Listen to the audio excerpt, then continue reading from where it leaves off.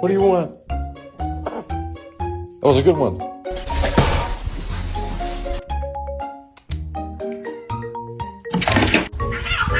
Ay yanlışlıkla ayağıma falan basmayın.